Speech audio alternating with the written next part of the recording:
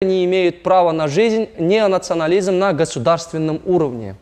Давайте-ка вам я расскажу про термин «шатыры».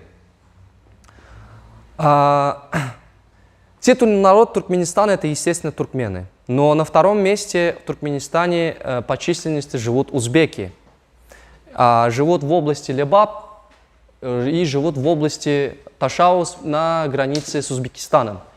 И большинство людей, которые живут в этих областях, являются коренными, то есть этническими харизмийцами, узбеками, кем являюсь я. У меня другой диалект. Но несмотря на это, в Туркменистане сами туркмены делятся на некоторые племена, и у них есть своеобразные диалекты.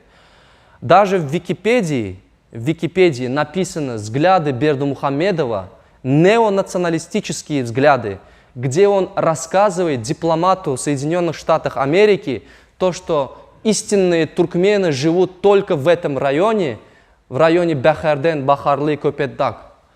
А другие туркмены – это грязнокровки, у которых в крови присутствует кровь узбеков, персов, афганцев. Это его личные взгляды. Я первый раз, когда прочитал эту статью, находясь в Туркменистане, удивился. Но после событий 27 апреля 2020 года, когда в моем городе, в Чаржоу, произошел большой ураган со скоростью 144 км в час, это по опасности 12-бальный ураган, сильный ветер, были большие разрушения. После этого лично я увидел истинное лицо правительства Туркменистана. Можем перейти на следующий слайд.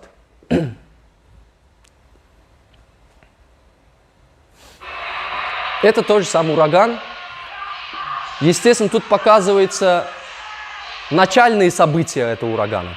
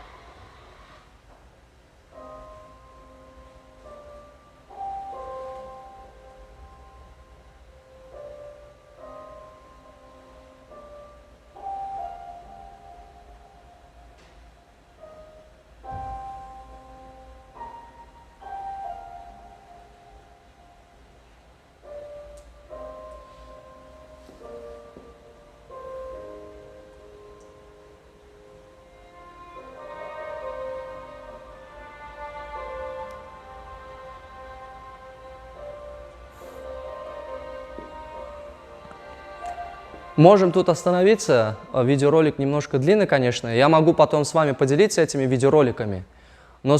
Но почему я именно начал разговаривать, то есть рассказывать вам про этот ураган? Потому что тот же самый ураган, да, перейдем на следующий слайд. Посмотрим на карту.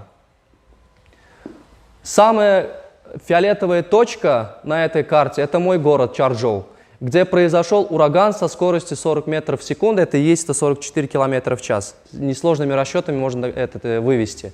Тот же самый ветер перешел на территорию Узбекистана, и там же были большие разрушения.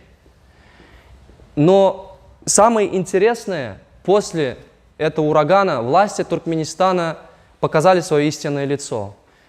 Во-первых, они оцепенили мой город, не впускали туда никуда и не выпускали. Сажали мелких предпринимателей, которые хотели помочь с гуманитарным кризисом, возникшим в моем городе.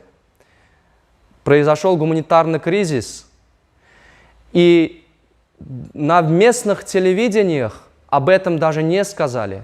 И самое главное, в то время президент Бердымухамедов старший, произносит соболезнования народу Узбекистана, то, что у них произошел этот ураган. На самом деле очаг этого урагана произошел в моем городе. В Узбекистане оно было в районе 22 метров в секунду, у меня 40. Своему народу ничего. И этим же, после этого я чисто на 100% убедился в неонационалистических взглядах президента Гурбангулы Бердымухамедова, также его сына. Это вам доказательство. К сожалению, альтернативные средства массовой информации не смогли получить много информации о погибших. Опять же, на альтернативных СМИ есть данные некоторых погибших, но как мой друг из МВД, который мне рассказывал, в тот день в моем городе погибло около 700 человек. Около 700 человек. Впоследствии город находился в средневековом состоянии, да, во средневековом веке, можно сказать, 3 месяца. Благо, я жил в центре города, у нас 3 дня были вода, там через 3 дня дали воду, газ. Интернет, естественно, был поставлен на фильтр, но окраины города были в разрушении.